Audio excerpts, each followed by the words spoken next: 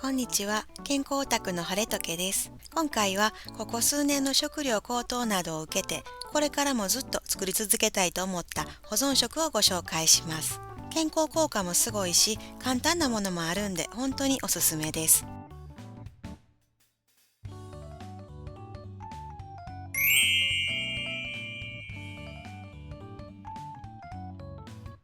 ザワークラウトは食材も手に入れやすく、作り方も簡単です。野菜を長期保存できるんで気に入ってます。食材はキャベツと塩だけ。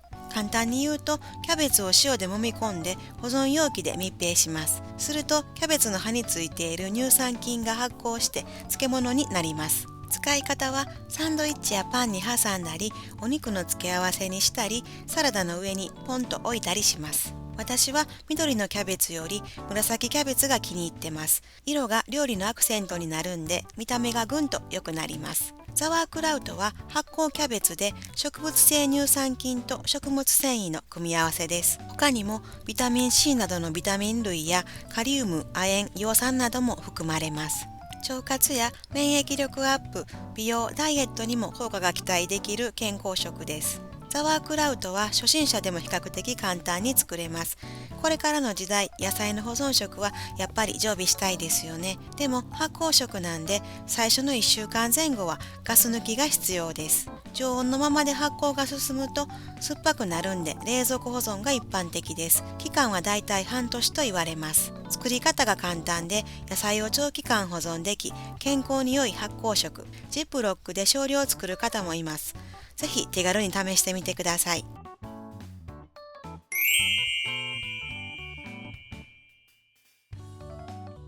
くるみは脳の老化防止に有効だと言われるんで、特に注目を集めているスーパーフードです。私は美容と健康のためにほぼ毎日くるみを食べてます。作り方は簡単で、くるみをオーブンで焼いて蜂蜜につけるだけです。くるみの蜂蜜漬けをヨーグルトに入れたり、おやつにスプーンですくって食べたりします。甘くて美味しいです。生のくるみを砕いてサラダやパスタソース、野菜炒めに入れれば食感がプラスされて美味しいし、なんかおしゃれです。台湾のくるみをデーツで挟んでるお茶菓子が好きで、たまにデーツにくるみの蜂蜜漬けを挟んで食べてます。くるみは漢方では脳の活性化以外にも肺の機能を高め、腎を温める作用があるため、冷え性や喘息に効果が期待できると言われます。また、一つかみのくるみに含まれるポリフェノールの量は赤ワイン1杯の含有量を上回るみたいです。だから、くるみは体の衰えそのものに働きかけて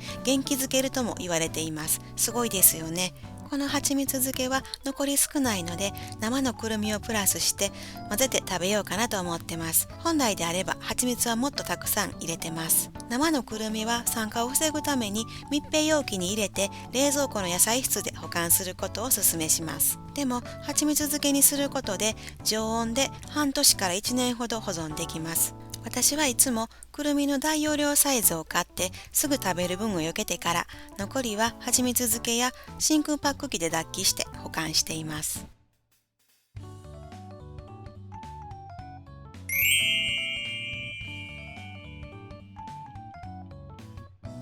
梅干しは初心者にはハードルが高いかなと思われがちですが、工程自体は簡単です。私が参考にしている動画は梅農家の梅ボーイズさんです。梅酢につけたまま保存するのでカビが生えたことはないです。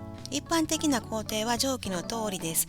私は1の次に3の天日干しを先にします。最後に2の工程をして梅酢に梅と赤しそをつけたまま保存しています。梅酢につけている限りカビは生えないとのことです。保存食なんで腐るのが心配でしたが、このやり方で腐ったことはないし、赤じその風味も強く残るとっても美味しい梅干しになるなぁと思っています。綺麗な赤色に染まるし、本当に美味しいです。梅はその日の難逃れということわざがあります。朝外出する前に梅干しを食べると、その日は災難や病気を免れるという意味です。健康に良いだけでなく、ここ数年玄米を中心に備蓄しているんで、ご飯のお供になる梅干し作りは必須です。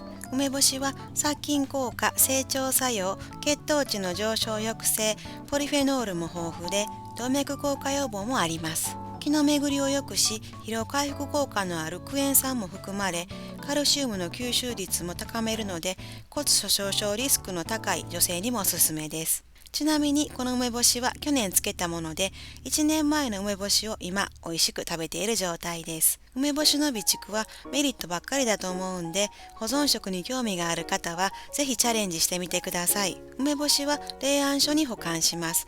私はキッチンの床下収納に入れてます。これは今年漬けた梅干しです。こっちの方が梅酢に使っているのがわかりやすいですね。今年は合計5キロの梅干しを作りました。人にもあげてしまったのでちょっと量が少なくて保存食としては心もとないです。来年は10キロくらい梅干しを作りたいなと思っています。梅干しを作ると梅酢もできます。梅干しを塩漬けした時に梅から出るエキスを梅酢と言い、すごくしょっぱいです。梅酢を料理に使いやすいように小瓶に入れています。おすすめは塩の代わりに梅酢で作ったおにぎりです。私はほんの少しだけ梅酢を白湯に入れて飲んだりもします。夏は熱中症予防にしょっぱい梅酢と甘い梅シロップを水で割って飲んでいました。今年できた梅酢は来年の梅干し作りに使うように保存もしています。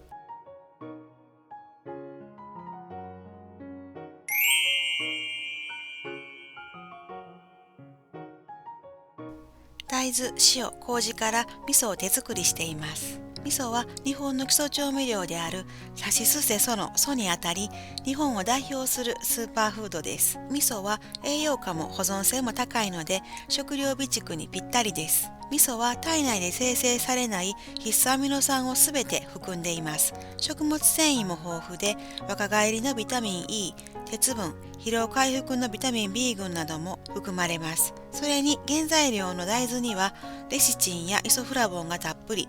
イソフラボンは女性ホルモンのエストロゲンと似た作用があるんで、更年期のホットフラッシュや動悸を和らげてくれます。食用上のためにもあったかい味噌汁を習慣にして腸の働きを高めると便秘解消だけでなく腎臓や肝臓の解毒作用も高まります。それに味噌にも大豆にも抗酸化力の高い成分が含まれているんで、味噌は美肌やアンチエイジングにも効果が期待できます。私は甘い味噌が好きなんで麹の割合を多くして作っています。材料の分量については味噌屋さんのサイトで簡単に計算できます。私が味噌作りで参考にしている動画は毎日ごはんさんです。カビが生えないようにガーゼと酒粕を使う方法を真似しています。初めての時は袋で作る2キロの手作りキットを購入しました。結局カビが生えてしまって一部分でも捨てるのがもったいないなぁと思ってたんですけど、この酒粕を使う方法を真似してから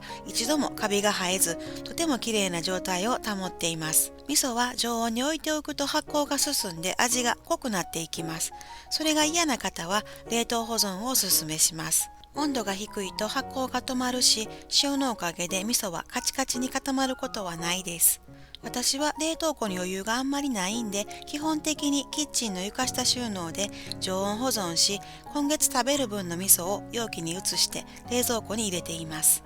美味しいお味噌はたくさん売ってますが、自分で作る味噌は格別です。深い旨味と甘みが感じられて、ご飯に味噌をのせるだけでもすごく美味しいです。私の味噌は発酵が進んで、色も味もすごく濃くなっているけど、少量ですごく美味しい味噌汁ができるんで気に入っています。雑穀ご飯に自家製の梅干しと味噌をのせるのがしみじみ美味しくて幸せな気持ちになります。少量から簡単に作るキットもあるんで、思い切ってぜひチャレンジしてみてください。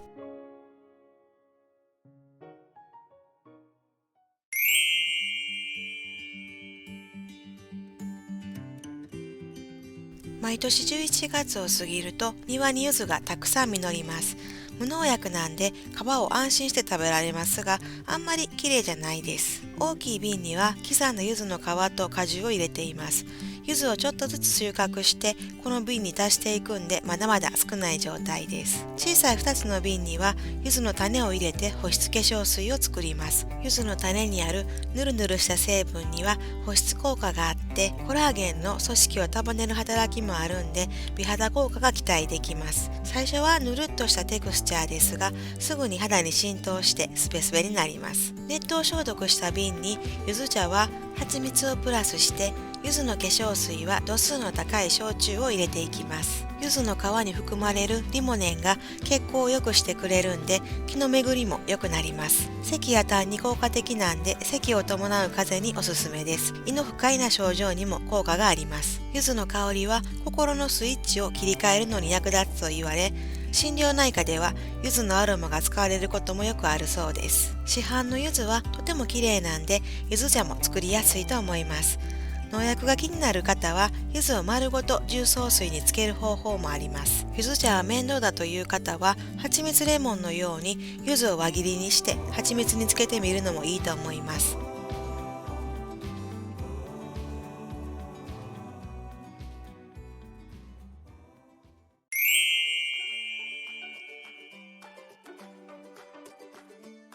ビワエキスはビワの葉を漬け込んだバージョンとビワの種を漬け込んだバージョンの2種類をいつも作っています。ビワの葉のエキスは私は体や顔に使っています。葉っぱを刻んで35度の焼酎に1年間漬け込み、その後葉っぱだけ取り出します。ビワの葉はビワ茶やビワ温灸として昔から民間療法で重宝されてきました。ビタミン、ミネラル、ポリフェノールが豊富です。西洋ではビワの葉は美白のハーブと言われているんで、私はビワエキスを精製水で薄めて化粧水として顔や体に塗っています。また鎮痛作用もあるので、腰痛、肩こり、捻挫の痛みにも効果的だと言われています。ビワの種を玄米焼酎に1年間漬け込んだビワエキスは私は飲むようにしています。風邪ひきそうだな、体がだるいなと思う日におちょこ1杯分を水で薄めてぐいっと飲んでいます。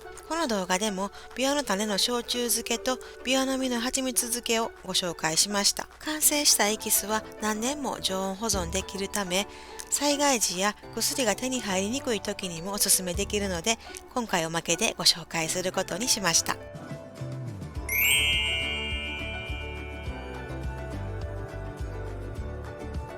毎年秋に道の駅や産直市場に吊るし柿セットを買いに行きます。簡単に言うと、柿の皮を剥いて紐で結んで干すだけ。ただ、たくさん作ろうとすると柿の処理に手間がかかるのと2、3週間干す必要があるので、パパッと完成するわけではありません。干している間にカビが生えないように最初にネットにくぐらせる場合もありますが、私は柿にパストリーゼを吹きかけてカビ対策をしています。あと、大きくて紐から落ちそうな柿は干し野菜用のネットで干すと便利です。毎年2、30個くらいしか作りませんが、出来上がったら冷蔵庫に入れてちびちび食べるのが冬の楽しみになってます。自分で作る干し柿はぷにっと柔らかいのに肉厚で本当に美味しいのでおすすめです。